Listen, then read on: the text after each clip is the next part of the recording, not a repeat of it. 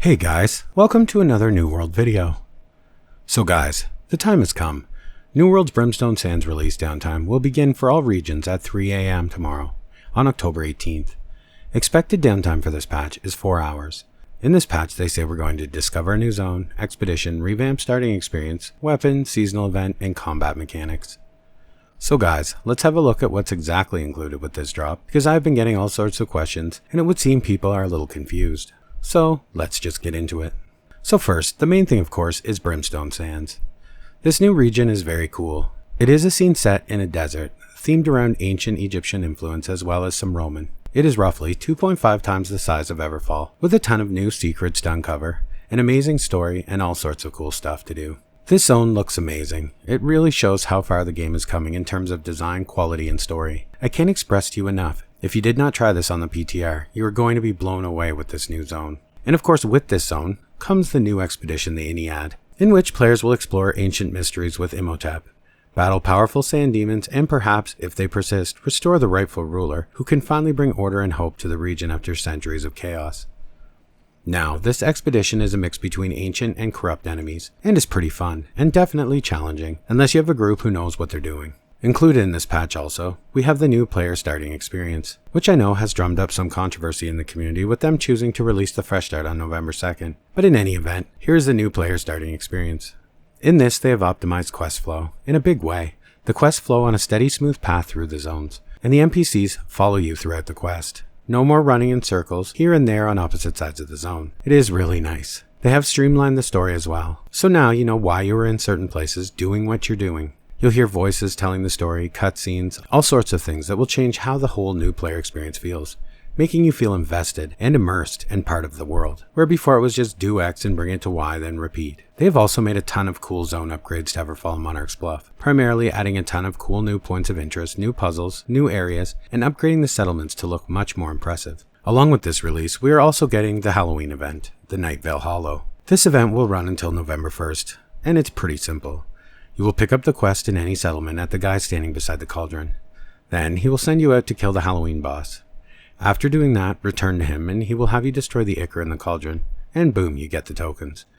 Repeat this daily, buy recipes, and win.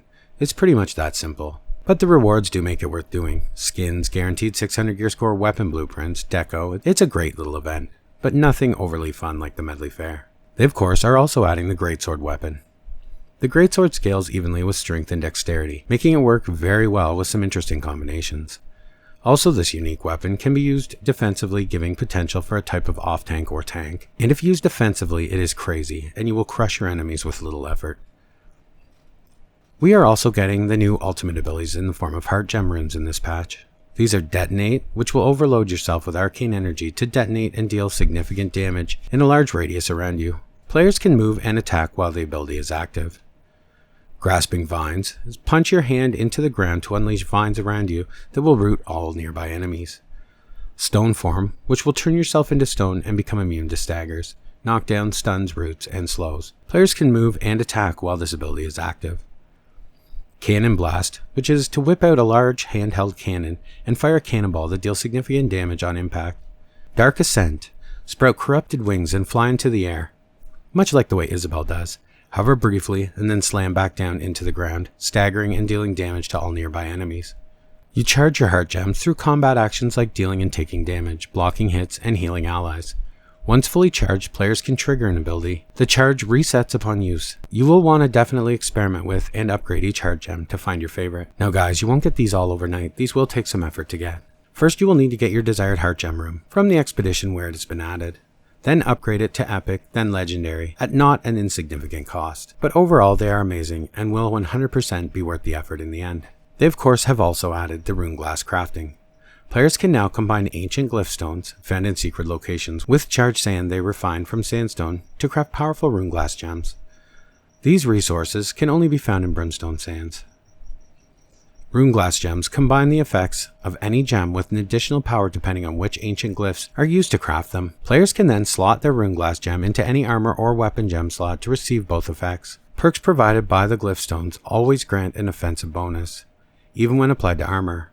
This gives players new strategies to consider when setting up their gear. Rune glass gems and the resources used to craft them can also be freely bought, sold, and traded to support gatherers and crafters. This patch contains a ton of fixes and changes also, too many to list in this video. Everything from AI changes that touch on almost every creature in the game, making them stronger in some cases and nerfing others. They've also made changes to mutators, like making the lower tiered ones pay out more umbral shards. There really are thousands of things here. I do not want to go over one by one, making this into a 1-hour video. So I will link this in the comments so that you can go over everything in detail. I will, however, touch on some of the things I think will affect people in the biggest ways briefly. They have fixed an issue that caused the mutator boss loot to sometimes not award anything to players, and I know that I have experienced this quite often. This change also slightly restructures the way mutator loot is provided. Bosses at difficulty 10 now provide an additional roll for a piece of their unique armor and weapons. The named items that you receive from Outpost Rush can now go from epic to legendary upon upgrading expertise to 600 gear score, where they couldn't before. For tier 5 named items that used to drop between 500 and 600 gear score, these have been all now set to drop at 590 gear score. They will no longer scale with the player's expertise, as the player will be able to use them at a gear score of at least 590. Once a player increases their expertise to the appropriate slot to 600, they'll be able to upgrade these items to 600. They've also added new obtainable gear from elite points of interest. Vamp Brace of the Corrupted Rage, the Mark, Primordial Spear, Primordial Warhammer, Primordial Void Gauntlet, Primordial Ice Gauntlet, Soulforged Blight, Shard of One, and Rumbling Demise. So those will be interesting new things for us to get farming. They also have adjusted the level requirements for some of the gatherable resources to either increase accessibility or to make room for the new materials from Brimstone Sands. For logging, they added the young cacti at level 0, added mature cacti at 50, and ironwood is now 150 where it was 175. For mining, they added sandstone at 105, they added brimstone at 130, lodestone is now 75 where it was 105 before, and orichalcomore is now 150 where it was 175 before. For harvesting, they added aloe gel at 105. Wire fiber is now 150 where it was 175 before. Also, they say, based on the PTR feedback, we compressed the level buckets for the skinning trade scale from 16 to 4. This substantially expands the availability of creatures for players of all levels. The new buckets are as follows. From trade skill 0 to 49, you can skin animals up to level 30. When your trade skill is 50 to 99, you can skin animals up to level 45. When your trade skill is 100 to 149, you can now skin animals up to level 60. And when your trade skill is 150 plus, you can now skin animals up to level 67. So yeah, guys, there are pages and pages of small quality of life changes, perk adjustments, fixes, bugs that have been removed. It really is overall a huge patch, and I suggest coming to this page and reading through it in more detail. But for now, I just wanted to cover the big stuff. So guys, are you excited to get into this new zone and try all this new content out? I know I am.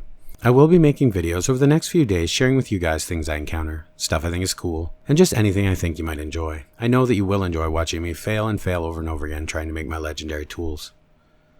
So until then guys, remember to be ready tomorrow. And until next time guys, thanks for watching, and I will see you in the next one.